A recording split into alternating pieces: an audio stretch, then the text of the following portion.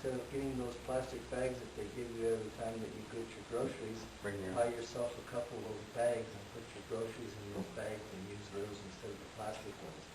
Because those plastic bags are environmentally a hazard, very much so. Yeah. So that's something that you can do and encourage people to do that doesn't cost a whole lot. And the weird thing I heard too was that plastic or paper, plastic is actually environmentally friendlier than paper, which was I thought was weird. But I wish Trader Joe's would open up down here because that's where I finally started going for their reusable bags, and it was perfect. Once a week, go shopping for food and fill up the bag. All right, that's all I need. That's all I need. On the plastic bags and the paper sacks, would that be because of the felling of the trees? Because paper would certainly be more environmentally friendly than plastic. It's how much it takes to process and produce from the tree to the paper bag. Okay, so it's the felling of the trees. Yeah, and then for the plastic bag, that's petroleum and all of the process it takes to make that. So, but even though the plastic bag would last for like 1,000 years, and the paper bag 75 years, but how much energy went into making that? So that's the big thing. To make a solar panel, it requires silicon. That comes from sand. We have plenty of sand around here.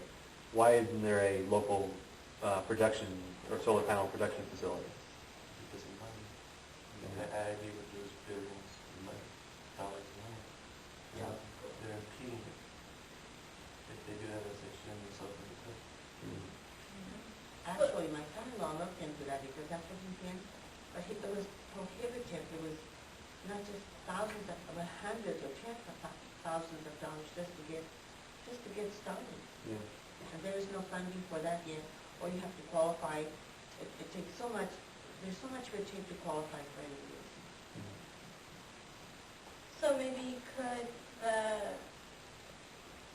the community get together and, because I know, like you said, there are lots of people that are interested in going green.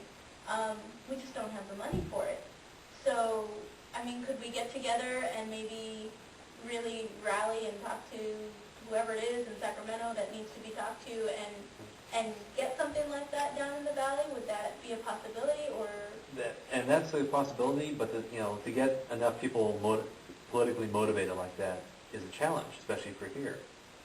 What I think is the way to do it is to get business, or basically have a business model that way people channel their interest through their dollar, through the money they have, and that's where the green companies come in, and the green improvements. So, could you explain to me a little more about what you mean by green companies? Like if I could, I would form a company that does building recycling. Go to one of the old buildings, one of these old houses. If you go out to Bombay Beach, there's plenty of them. And just with a crew of guys, take apart a building piece by piece, and then try to recycle and refurbish as much of the materials as possible. From there, start making a company that builds green. And they can start out by installing solar panels, energy efficient, air conditioning, water efficient appliances, stuff like that, and get up to the point where they're actually building green. And one of the ways you can build green is you basically prefab the home. You prefabricate the sections of the house at a work site, then truck out the sections, the walls and the ceilings and stuff like that to the work site, slap it up, bolt it together. You can have it all done within a day, and you don't have waste materials laying around. And bam, the house is built. Well, then another example would be like Subaru. Everything they make, like cars and stuff, everything's recyclable, 100% recyclable. Yeah, that's it.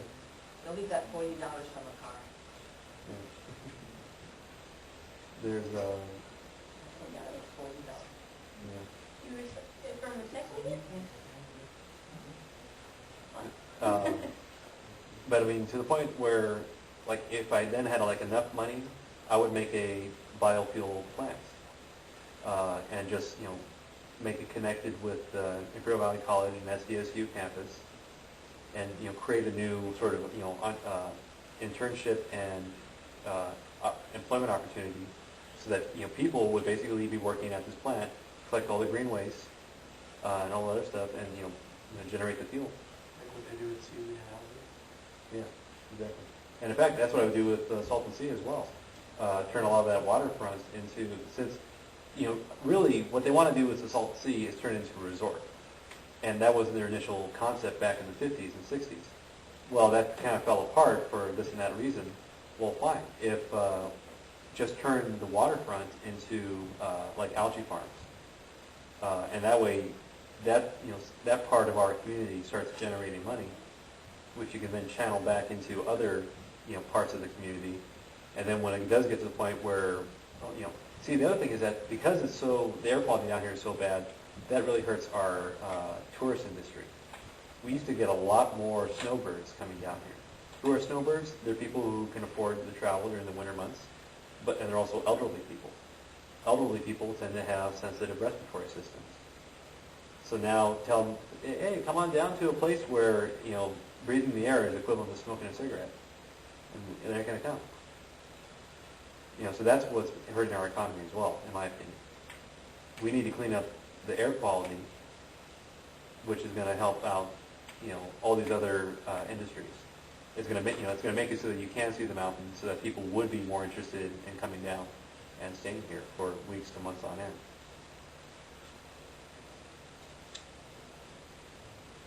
So, okay, so it all starts with building a green business. But how? If we don't have the support and we don't have the money, would it be possible to use the businesses that are already in place? Yeah, training and encouragement. There's different. I mean, there's like for green farming. I saw this thing. Then you guys are chained here. You can leave it whenever you want, but I saw a thing where they had a tractor. They hooked it up with UV scanners over the fertilizer sprayers and had a GPS tracking. So they had a farmer operating it. The guy sounded like Boomhauer from King of the Hill. Just as country as you can imagine. And this guy was able to, to pilot this little tractor around. And what he was able to do was he could basically see where he was spraying on this map. And then the UV scanners looked at the plants and decided how much fertilizer they needed. So it wouldn't, spray too much or spray too little. And so, that way you're saving since to make fertilizer requires petroleum, you're saving that, and you're not oversaturating the land. So you're being more careful about the landscape, especially for runoff as well. Like the volume of the farmers, they say they use like 40% volume of the actually need. Yeah.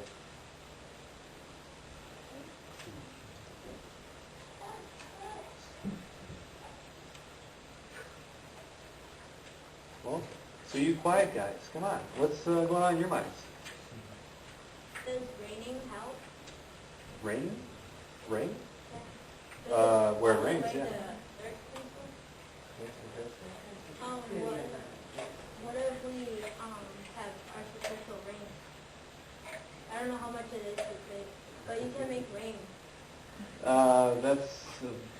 I think that's kind of a bigger, more, like longer term environmental thing. And that could potentially be done, but the thing is, to rain, you need clouds. Clouds are formed by either water vapor or like dust, and stuff like that, or carbon monoxide.